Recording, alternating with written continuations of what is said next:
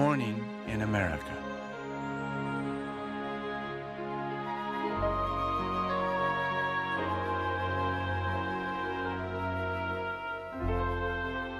Beautiful, diverse, a country that is blessed with abundance on every horizon, mountainous deep, thirsty with deserts, buried under snows. All of this is our America.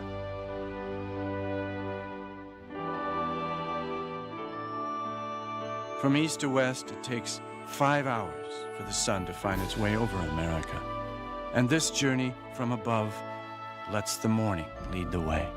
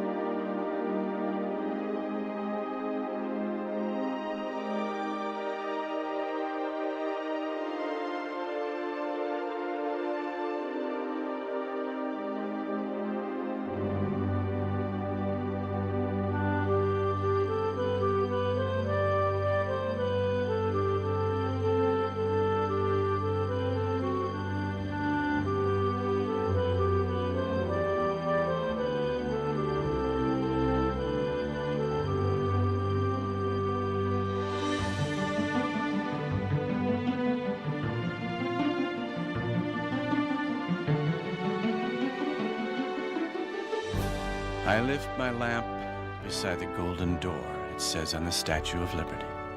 Here is the golden door, New York City.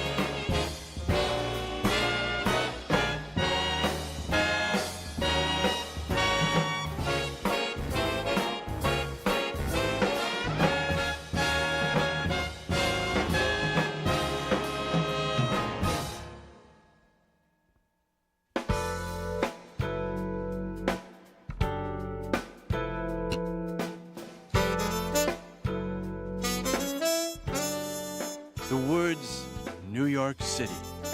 Ring a bell in distant corners of the world.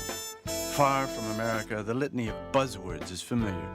Broadway, Wall Street, Times Square, the Chrysler and Empire State Buildings, Central Park. As the cliche goes, it's the city that never sleeps.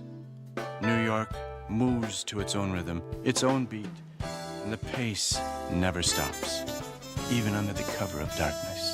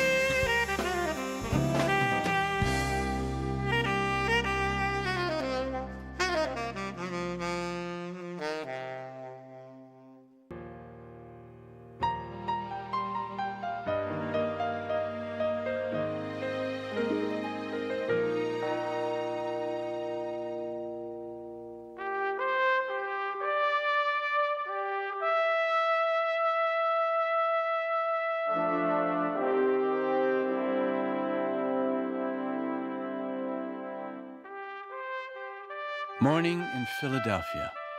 Crew boats share the river with a working tug.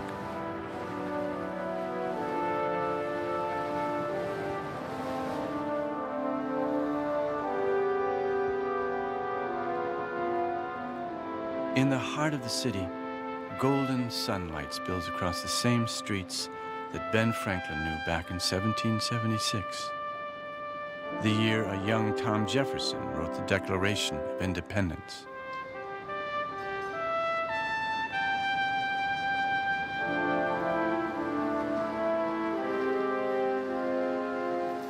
No wonder William Penn stands so tall in bronze above his city. Never did a man's concept for a colony blossom so extravagantly as here in Philadelphia at Independence Hall. Statesman Henry Adams wrote, "Had New England, New York, and Virginia been swept out of existence in 1800, democracy could have better spared them all than have lost Pennsylvania." Philadelphia was our country's capital at the time of the Declaration. But the national government that finally rose to implement our new independence found a home about 100 miles away on another river, the Potomac. It was Washington, D.C.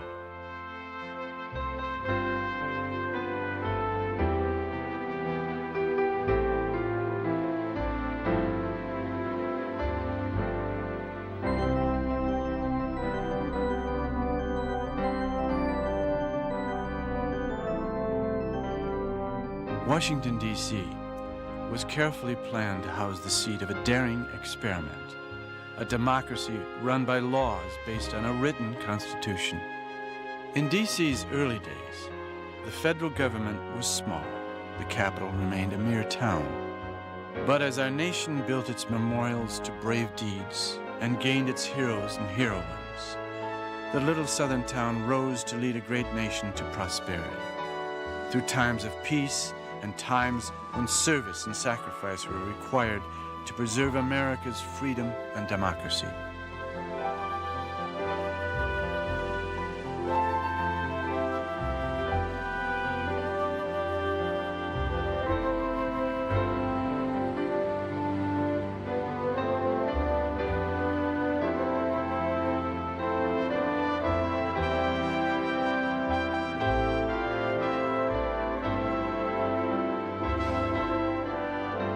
Each year, millions of Americans come to Washington, D.C.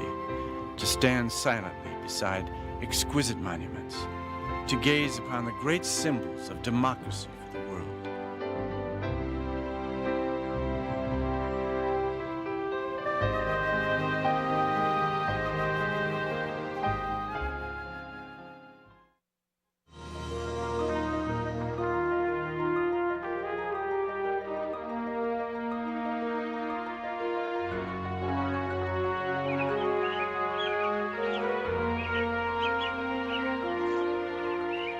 200 years ago, this land was thick with wild grasses, oak and elm, and abundant game. It was the sacred hunting grounds of the American Indian. The strangers called pioneers trespassed and lay claim to the earth, a chapter in American history still unresolved in parts. But to the pioneers, this soil was their golden hope of progress and betterment. They did not worship the ground, but they did cultivate it and care for it and create a garden for an entire nation.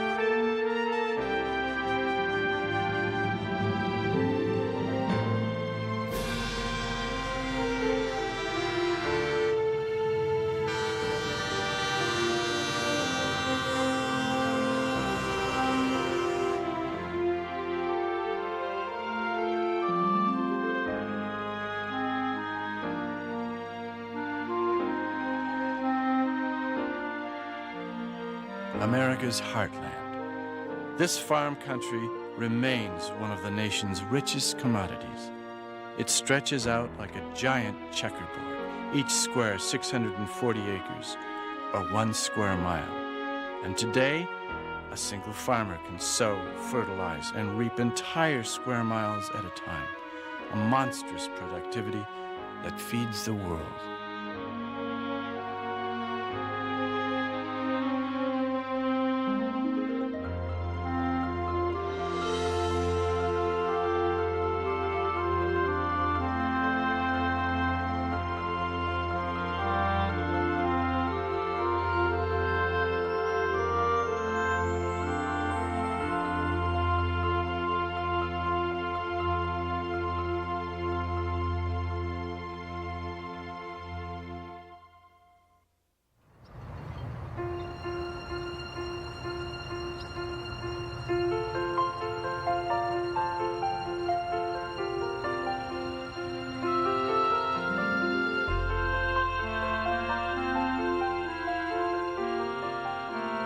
Morning in Chicago. Carl Sandburg once described this city as a stormy, husky, brawling city of big shoulders, hog butcher for the world. That was in 1916. Chicago has outgrown its brawling image and transformed into a mighty Midwestern city. Once known as America's freight handler, its trains now transport tens of thousands of commuters each day.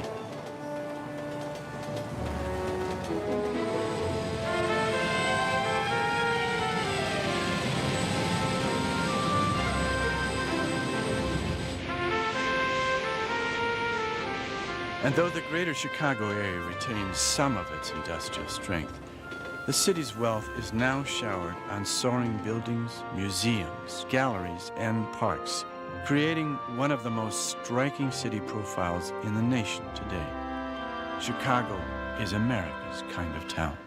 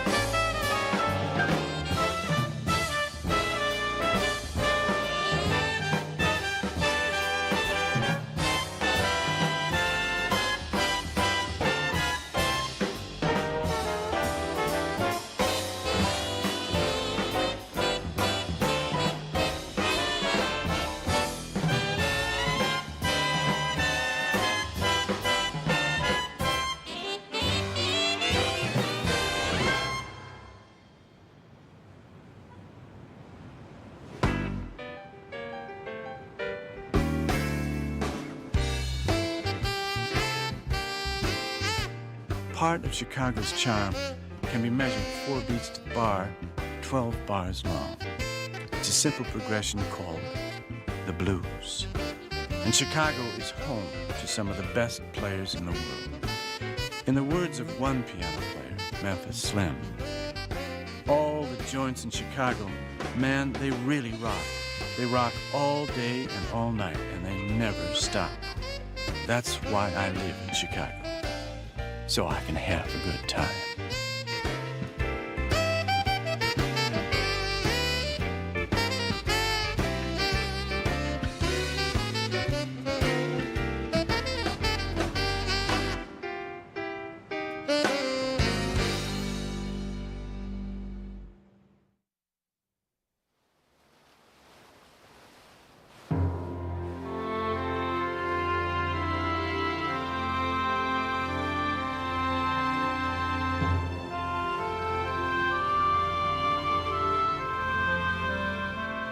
You feel mighty free and easy and comfortable on a raft, said Huckleberry Finn. His creator, Mark Twain, knew the mighty Mississippi in all its varying moods. Today's rivermen are a bit busier than Huck Finn. Their rafts, with thousands of tons of cargo, could be measured by the acre. The Mississippi River is America's #1 highway, traveling between 3 and 6 miles an hour. There's only one rapids to skirt, but knowing the channels and navigating still can be a chore. One traveler noted, the current is right there, ready to ruin your life.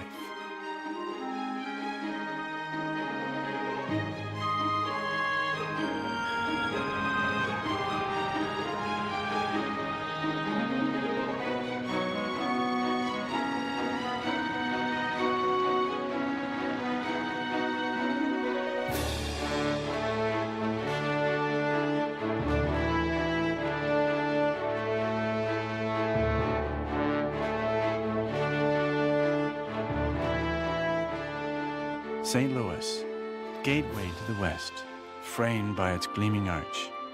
The city is a natural crossroads, where the Missouri's muddy waters join the Mississippi and drift on down to New Orleans and the Gulf. In the early 1800s, nearly all westward trucks started from right here. And if the arch had been standing in 1802, Lewis and Clark themselves might well have passed right under it.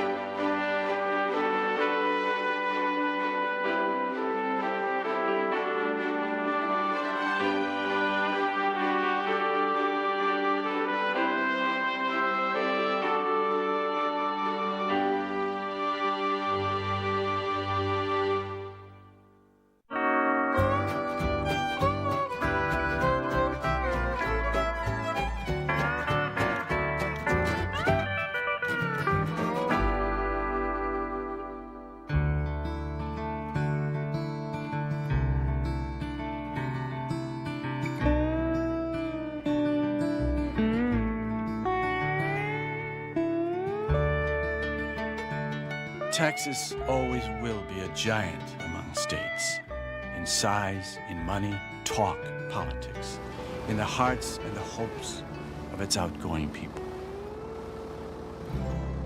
If you look at a map of America, Texas forms a fifth corner of the country and stakes out its own unique identity.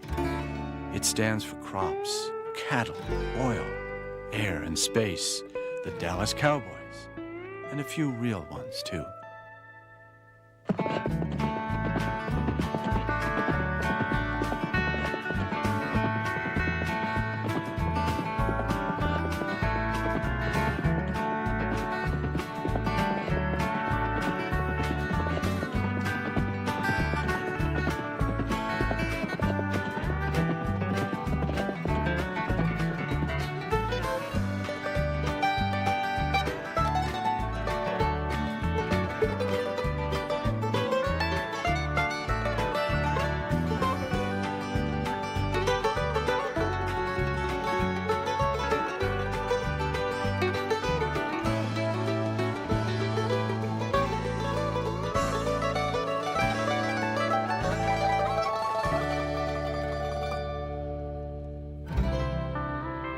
The Lone Star State. Plenty of wide-open spaces for cattle, cotton, and corn.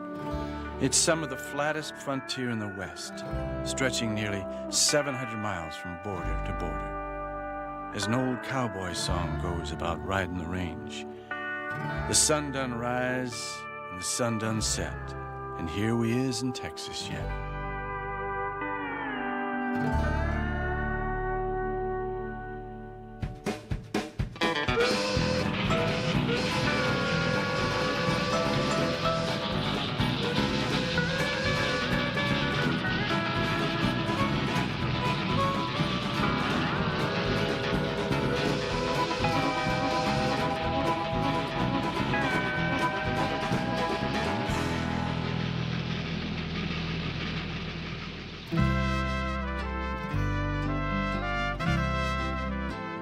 San Antonio, a city steeped in rich Spanish and Mexican traditions.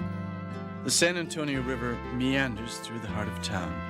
Mariachi music often fills the air. Remember the Alamo, Sam Houston cried to rally his troops to independence from Mexico. Here, the Alamo still is cherished today, along with Texas's other Spanish missions.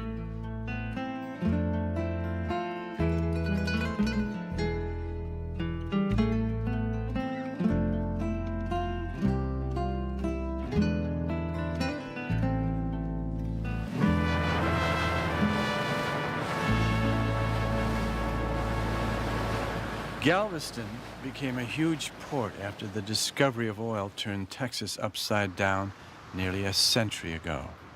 Wildcatters and dirt farmers became millionaires overnight, and sleepy truck stop towns gave way to ultra-modern cities like Houston.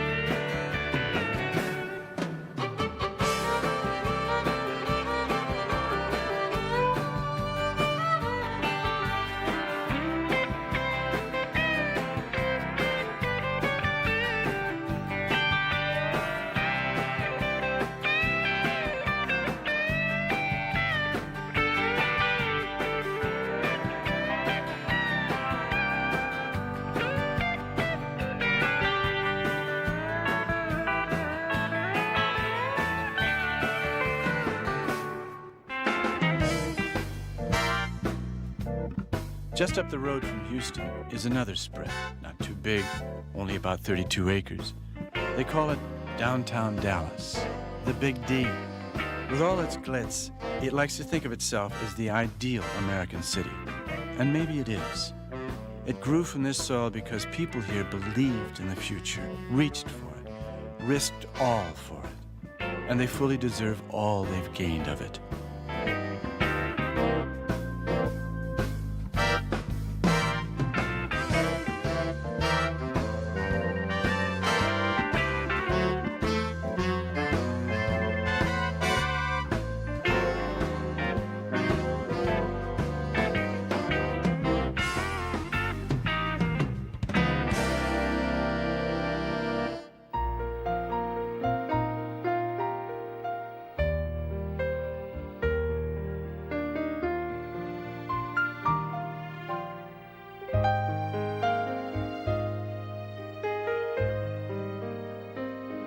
Dallas, a great city in a great state.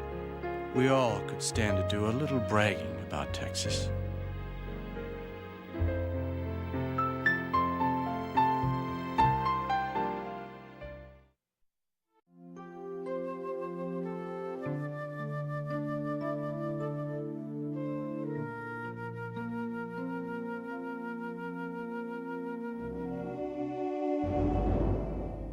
Even today, the approach to the Front Range of the Rockies is a daunting sight.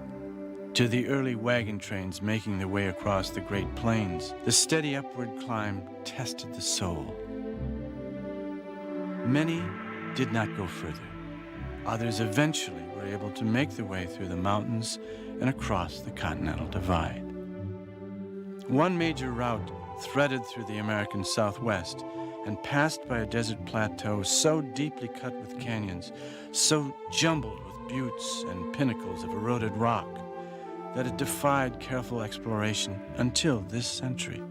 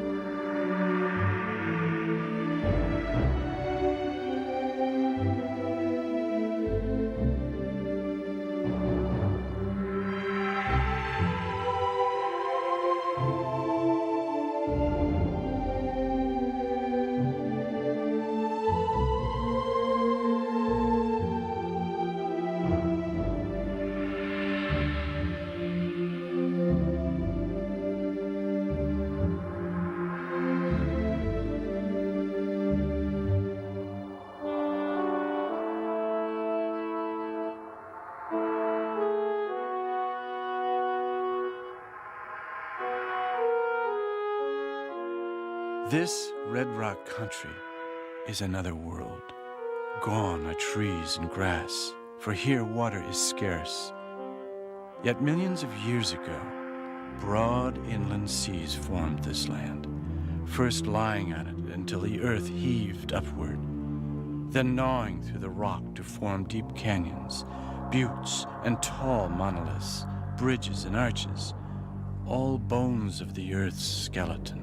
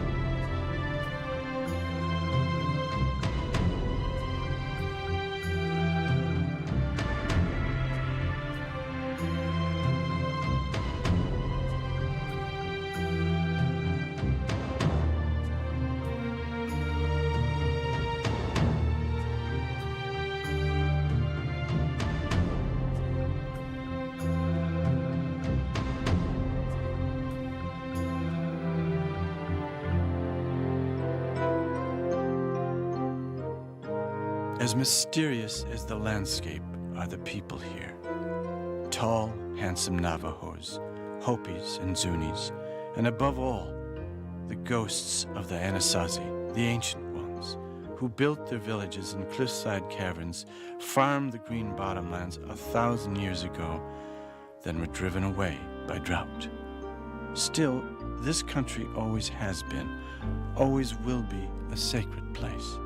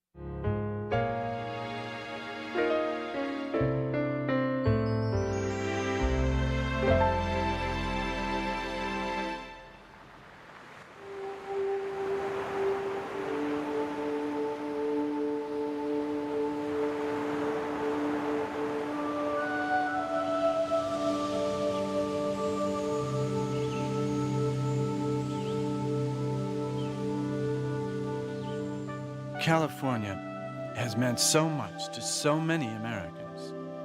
First, it was the legend of El Dorado, the promise of gold at the end of the long trail that drew people here. But it was California's natural wonders that filled with awe the earliest arrivals. Scenery in a rugged scale and abundance beyond imagination.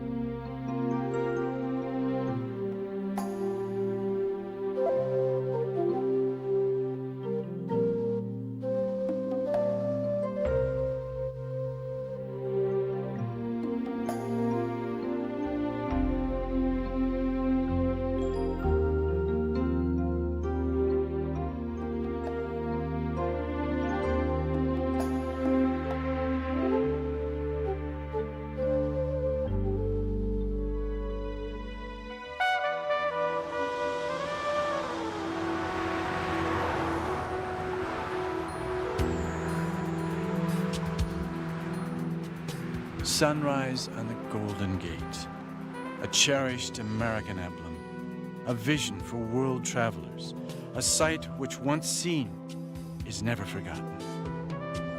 fog often wraps it, concealing like a stage curtain the city that lies behind it.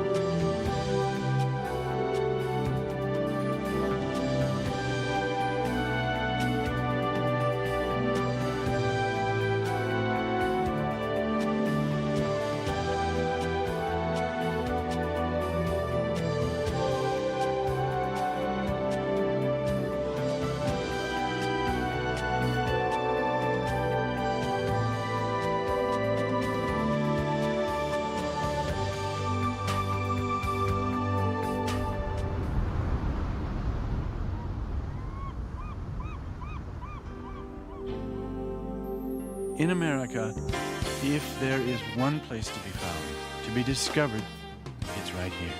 La La Land, L.A.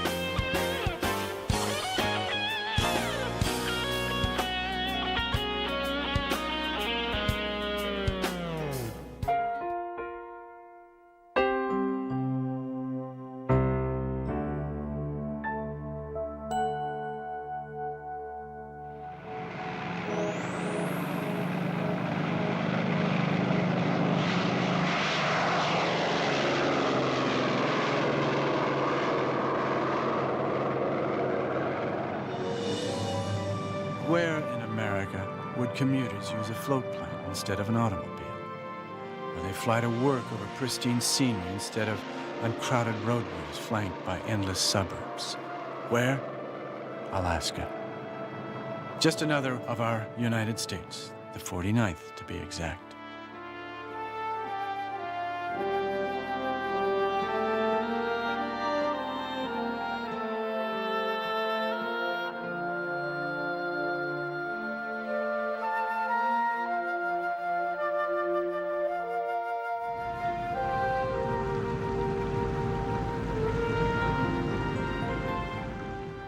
Coastal fishing villages, farmland basking in the midnight sun, offshore oil rigs, freighters and tankers, all give evidence of Alaska's natural wealth.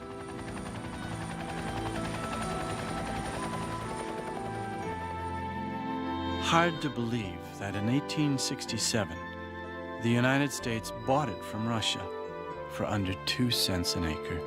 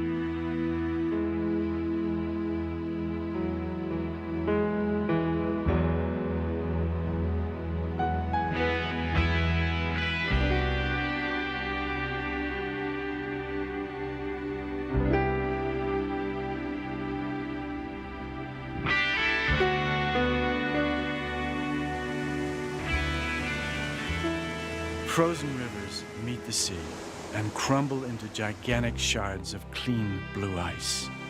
A scene that can be witnessed every day in Alaska. It's the end of a long downhill progression that begins hundreds of miles away in Alaska's mountainous interior, the most remote, most untraveled terrain in all America.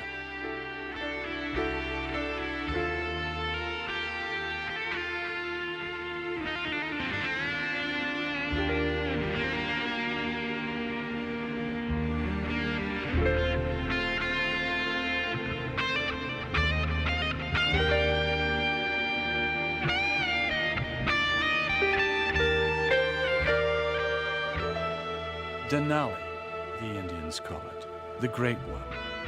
At 20,320 feet, McKinley is North America's highest peak.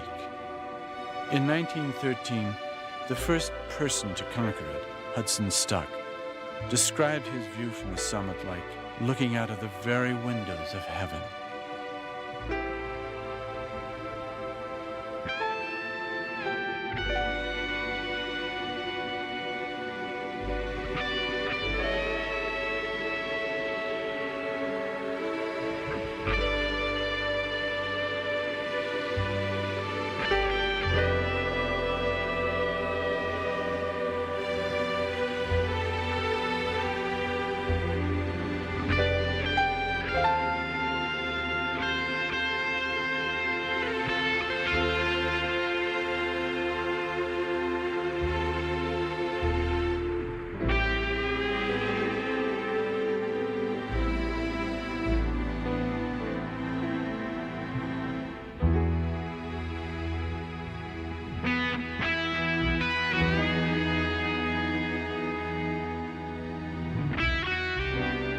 Alaska is bigger than the nations of France, Germany, Austria, and Italy combined, with a population about half that of Rhode Island. America's wide-open spaces used to be its prairie states like North Dakota and Nebraska. Here, they could be swallowed whole.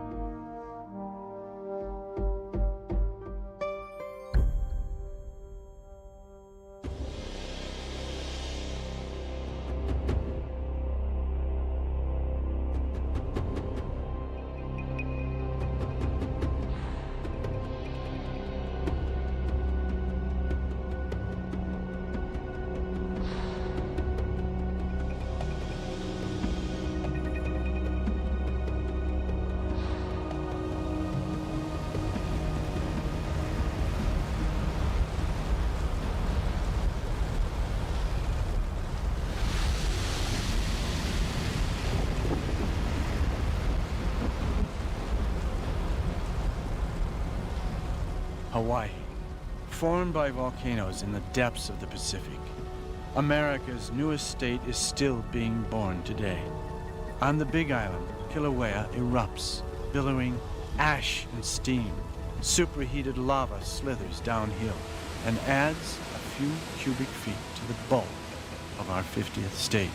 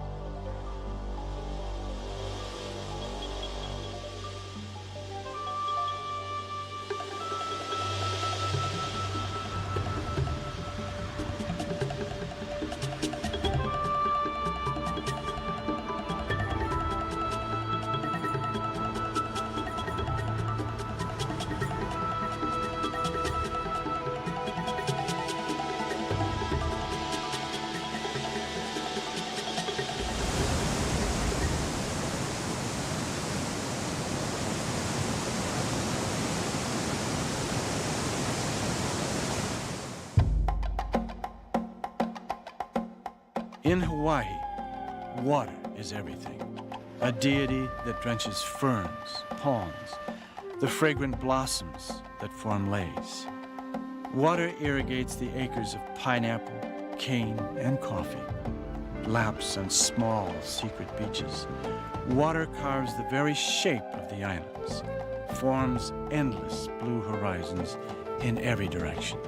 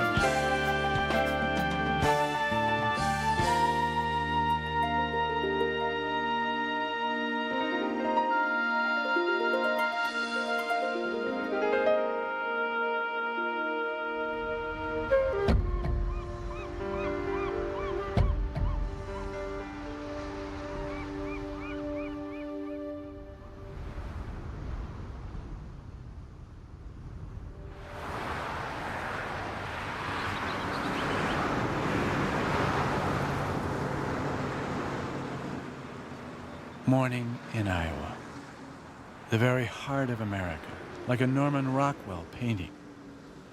The school bus is just as yellow in Kauai as in Calais, Maine, 5,000 miles apart, from one end of the United States to the other. How does each day begin in America? It may stir us to get the kids to school, stack wood against the farmhouse for the coming winter, commute to the city for another day of work. The rituals are as varied as the land itself. Americans are a diverse and caring people, and wherever we live, as the new day lights our country, it also illuminates our tasks, our ideals, our hopes, our plans for this incredible land, the place we call home, America.